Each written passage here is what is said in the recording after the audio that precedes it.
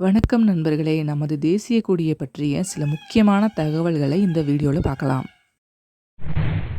நமது தேசிய கொடிய வடிவமைத்தவங்க, அதாவது டிசைன் பண்ணவங்க யாருன்னா, பிங்களி வெங்கையா அப்படிங்கிறவர் தான். இவரு ஆந்திர மாநிலத்தை சார்ந்தவர்.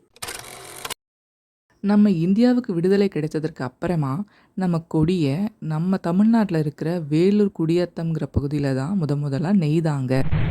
நம்மளோட தேசிய கொடிய ஃபர்ஸ்ட்டு செங்கோட்டையில யார் ஏற்றுனாங்கன்னா, அப்போதைய பிரதமரா இருந்த நேரு அவர்கள். நம்ம தேசிய கொடியோட மேலே இருக்கிற காவி நிறம் வீரத்தையும், தியாகத்தையும் குறிக்கின்றது. கீழே இருக்கின்ற பச்சை நிறமானது செழுமை மற்றும் வளமையை குறிக்கின்றது. நடுவில் இருக்கின்ற அந்த வெள்ளை நிறம் அமைதியையும், நேர்மையையும் குறிக்கின்றது. நம்ம கொடியில மையத்துல இருக்கிற அசோக சக்கரம் எதை குறிக்கிறது அப்படிங்கிறத கமெண்ட் பண்ணுங்க. அப்படியே மறக்காம லைக் பண்ணிட்டு, சப்ஸ்கிரைப் பண்ணிடுங்க நம்ம சேனல. தேங்க்ஸ் ஃபார் வாட்சிங்.